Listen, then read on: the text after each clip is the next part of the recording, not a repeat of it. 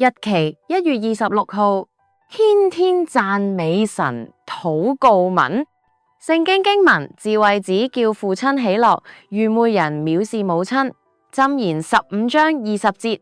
哈利路亞，讚美主，因你係叫軟弱變為強壯嘅主上帝，賜人智慧嘅父上帝啊！求你堅立我嘅腳步，憑你嘅公義引領我，叫我嘅道路喺你面前正直。天上嘅父啊，凡投靠你嘅，願佢哋喜樂，時常歡呼，因為你護庇佢哋；又願敢愛你名嘅人都靠你歡欣，因為你知道義人嘅道路，惡人嘅道路卻必滅亡。你係愛護我嘅，我嘅心向來係等候你嘅。